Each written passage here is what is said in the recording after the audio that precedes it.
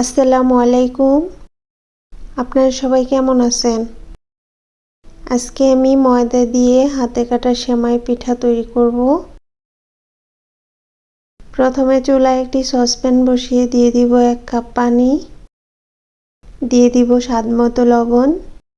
পানিটাতে বলক উঠে গেছে, এবার দিয়ে দিব চায়ের কাপের 2 কাপ ময়দা। ময়দাটাকে এভাবে নেড়ে কাই করে নিব। ময়দার কাইটা নামিয়ে একটু হালকাভাবে ঠান্ডা করে নিব। হালকা একটু ঠান্ডা হয়ে গেলে এবার আমি মথে নিব।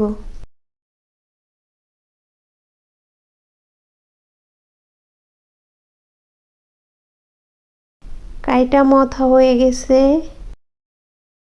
এবার এখান থেকে একটু নিয়ে এভাবে রোল করে নিব।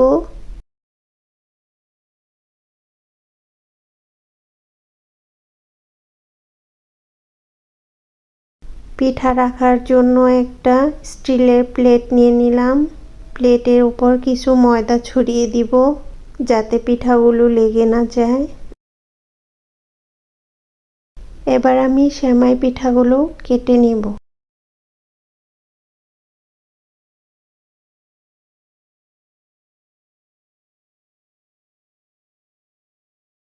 এভাবে আমি সবগুলো সেমাই পিঠা কেটে নিব।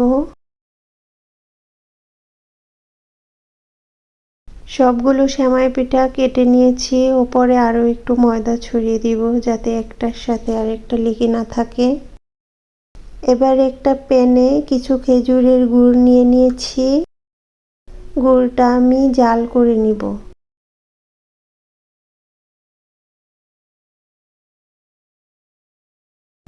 গুড়টা জাল করে নিয়েছি। চুলায় একটি প্যান বসিয়ে আগে থেকে জাল করা 1 লিটার দুধ দিয়ে দিব।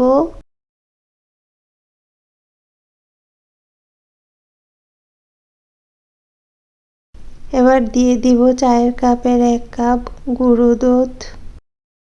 দুধটাকে ভালোভাবে মিশিয়ে নিব।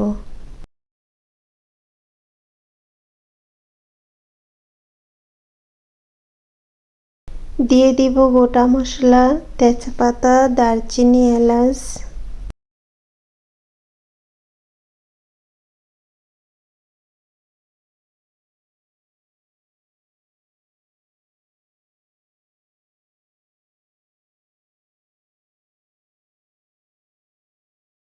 গোটা মশলাগুলো আমি উঠিয়ে নিব।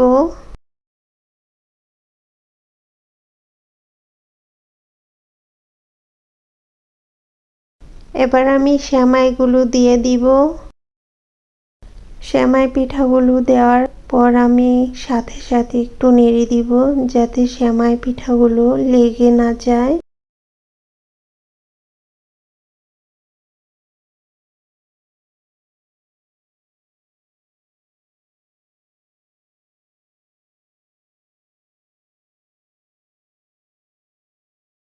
দিয়ে দিব 1/2 কাপ চিনি। চিনিটা আমি কম দিয়েছি কারণ আমি এখানে খেজুরের গুড় ব্যবহার করব। দিয়ে দিব স্বাদের জন্য অল্প পরিমাণে লবণ।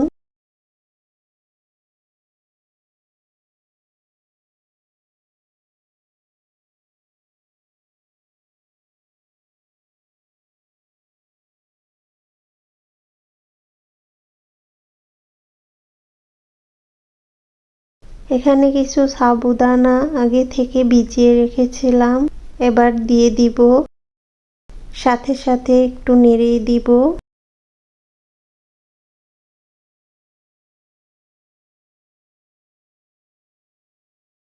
ময়দার সেমাইটা রান্না হয়ে আসছে, এবার সেমাইটা আমি নামিয়ে একটু ঠান্ডা করে নিব।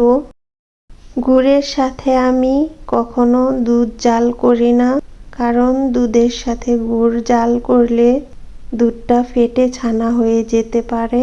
তাই আমি আলাদাভাবে জাল করে ঠান্ডা করে ব্যবহার করি।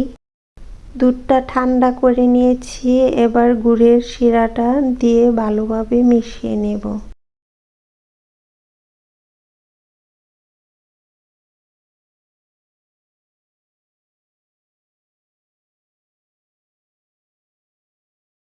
তৈরি হয়ে গেল খুবই মজাদার হাতে কাটা ময়দার সেমাই।